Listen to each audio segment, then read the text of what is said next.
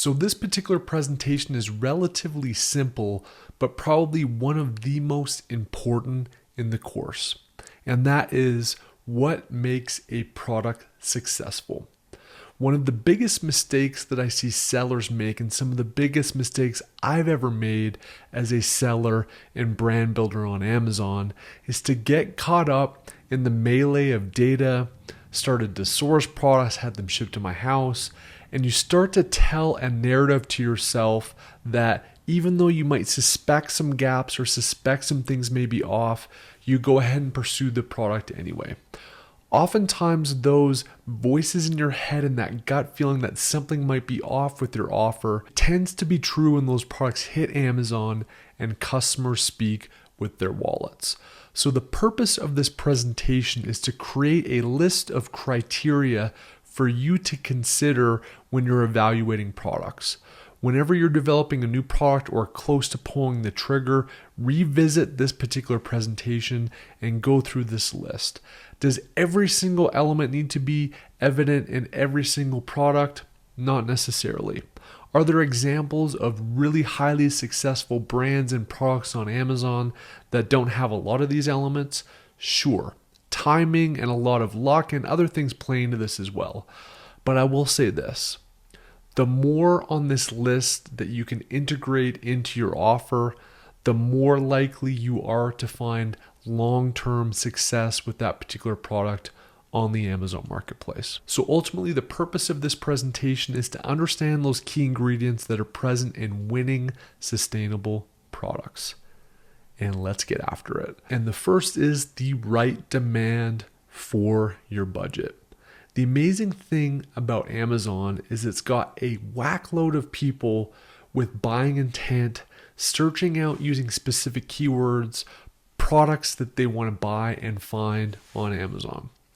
The challenge is that they're using keywords to find products that they already have in their head.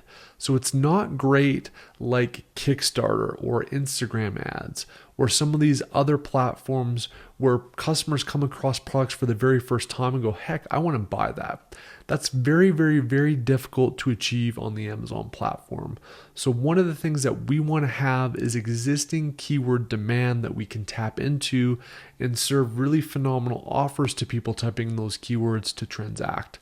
And it's also incredibly important that you find the right demand for your budget. There's no use going after a product that's doing $500,000 a month if the budget for your first initial product launch is $10,000. The math just isn't going to work, and there's no way for you to order enough inventory to achieve the sales velocity necessary to find success and to find organic rank on Amazon.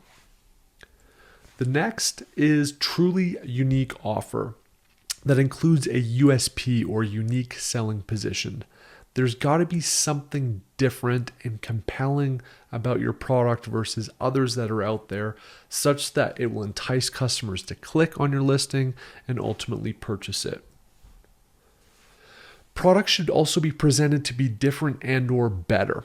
And some elements of differentiation include size, quantity, features, aesthetic, better function, visual quality, brand, photography, packaging, bundles, social proof, oftentimes with photos or reviews, creativity, innovation, it's safer, the country of origin like made in the US, it's got a better color, it's got bonuses, and it's got a compelling story.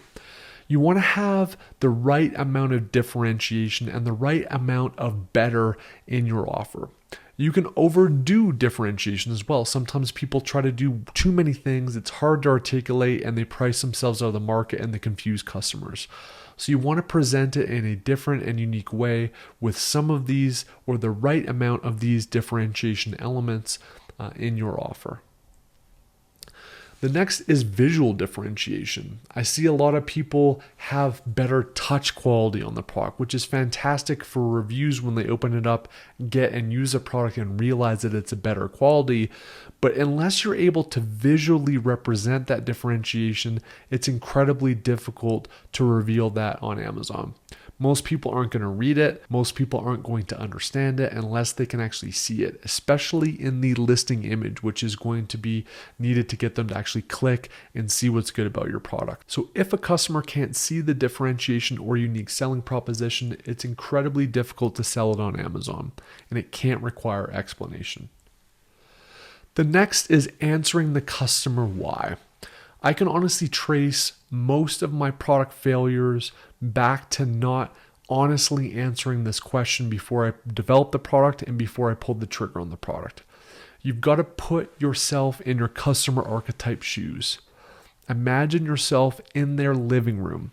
Imagine yourself typing out the keyword that they are likely typing to discover your product category for the first time. Imagine scrolling through that top sponsored ad, then the 4 product ads underneath, and looking at the 4 organic listings below that, seeing video ads, seeing Amazon's recommendations. If you can't answer the question of why would a customer click on your offer in the midst of all of that, and why would a customer purchase your offer and find it compelling enough to buy amongst all of that and amongst all the other listings out there, it's unlikely your product is going to be successful. It's oftentimes super simple, right? Just think like a customer, pretend you're them, and answer the question, why would a customer purchase this? And if you can't, you likely don't have a winning product on your hands and likely won't find success with that particular offer. The next is margins and ROI to invest in growth. Again, this is the boring accounting nerdy stuff, but is incredibly important to diagnosing success on Amazon. If you don't have the margins, if you more importantly don't have the ROI to generate the cash flow needed to purchase additional product if you're successful, it's going to be incredibly difficult to scale and grow. You're going to be stuck dipping into savings. You're going to be stressed out. You're not going to have enough money to do what's necessary to grow and scale your business. We'll get into this later in this module with the ROI calculator, but suffice it to say, margin and ROI matter a lot for successful products. The next is keyword domination. Said another way, Amazon is a massive search engine for products, and customers use keywords to search for those products on Amazon.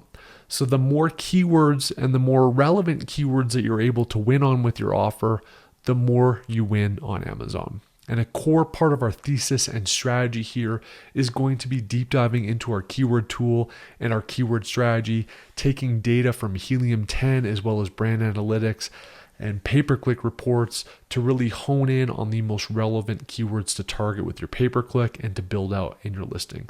But keyword domination matters for winning products on Amazon. Next is ingredients for the flywheel.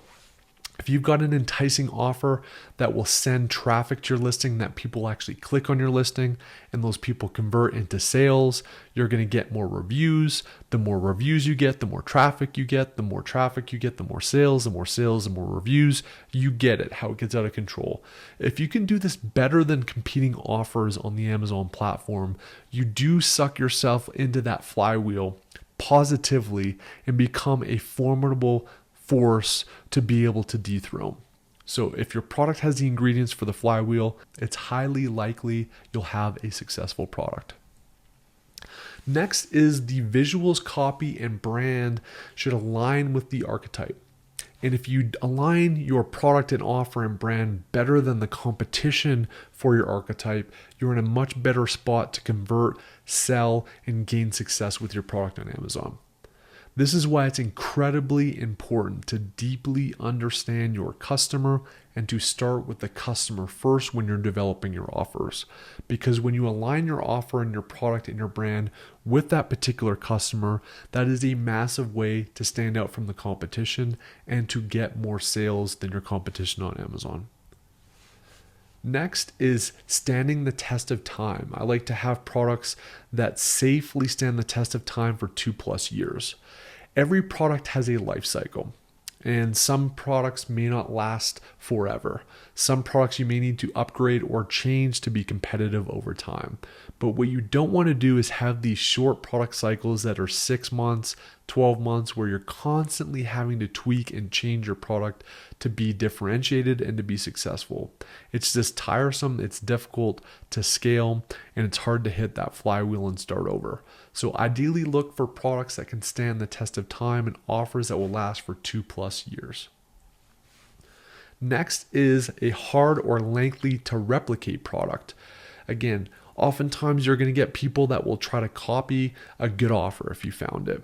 But you want to try to have an offer that is as defensible as possible, or at a minimum, difficult to replicate. If somebody can just find your offer on Alibaba, reach out to the factory, replicate it, they're basically 3 months away from entering Amazon. And if they just lower their price, they can take your flywheel. They'll end up getting more reviews than you long term. There'll be a price war, so the ROI and the margins aren't there. And it is a death spiral and a race to the bottom.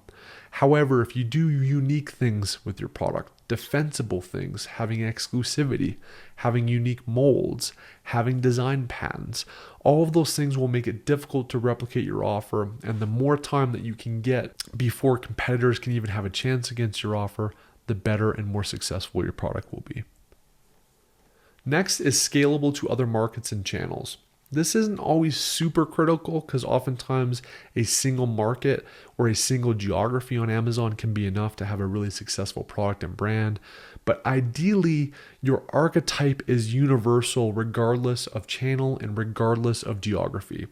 So as an example, a golfer in the US versus a golfer in Japan is pretty similar in terms of their customer journey. Do they have subtle feature differences? Do they maybe need different sizes? Do they have different tastes? Potentially, but generally speaking, the journey of an archetype should be universal across geographies, and that will enable you to take your success and review count from the initial marketplace that you sell on and go to other international markets and carry that review volume. And it's much easier to scale and get profit when you use that baseline success from another geography.